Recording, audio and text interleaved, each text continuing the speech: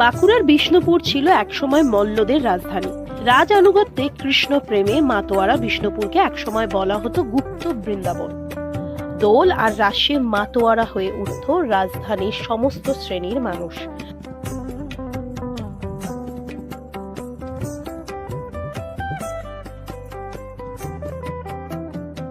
সময়ের সাথে সাথে হারিয়ে গেছে মল্ল রাজারা, হারিয়ে গেছে রাজত্ব, কিন্তু ধরন বদলে আজও বিষ্ণুপুরের বুকে টিকে রয়েছে রঙের উৎসব।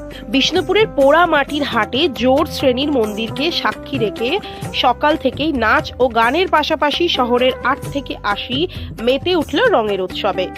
একসময় বাংলার সংস্কৃতির অন্যতম রাজধানী ছিল মল্ল রাজধানী বিষ্ণুপুর। বাংলার নিজস্ব সেই সংস্কৃতির সঙ্গে জড়িয়ে ছিল দোল ও রাসের মতো উৎসবগুলি। সময়ের সাথে সাথে তাতে কিছুটা বদল ঘটলেও দোল উৎসবের সঙ্গে বিষ্ণুপুরের মানুষ আত্মিক যোগ আজও অব্যাহত। এদিন সকালে বিষ্ণুপুরের এসডিও মোড় থেকে বিভিন্ন রঙে নিজেদের রাঙিয়ে নিয়ে নাচ গানের সঙ্গে বর্ণাঢ্য শোভাযাত্রা শুরু করেন সাধারণ মানুষ। শহরের রাজপথ দিয়ে শোভাযাত্রা হাজির হয় প্রাচীন জোর শ্রেণীর মন্দির প্রাঙ্গণের পোড়ামাটির হাটে।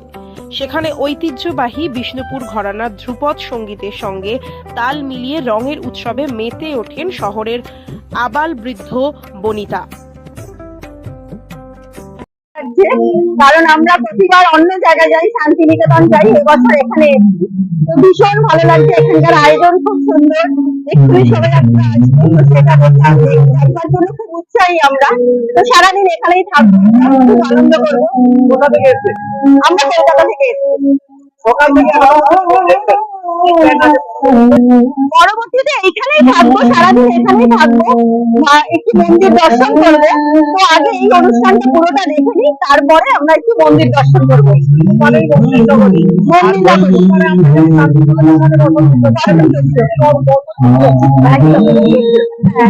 এখানে বেশি মানে বেশ ভালো লাগছে। বোলপুরে পোড়ামাটি, এখন তার মন্দিরের সামনে এত সুন্দর আমার নাম চৈতালি নাথ। আসছি কালীগঞ্জ থেকে। তো গত 3 বছর আমরা বোলপুর শান্তিনিকেতনে গেছিলাম। বিষ্ণুপুরে এসে দোলযাত্রা দেখবো, খুব ভালো লাগছে, খুব প্রাণবন্ত পরিবেশ। আমি শান্তিনিকেতন আর বিষ্ণুপুরকে আলাদাভাবে কম্পেয়ার করবো না, সেখানকার মতন এরা মন্দির দেখলাম, শহর দেখলাম, আজকে উৎসব দেখছি, খুব ভালো লাগছে, খুব আনন্দ করছি। একদম খুব ভালো লাগে। আমার নাম পার্থ সারথী নাথ।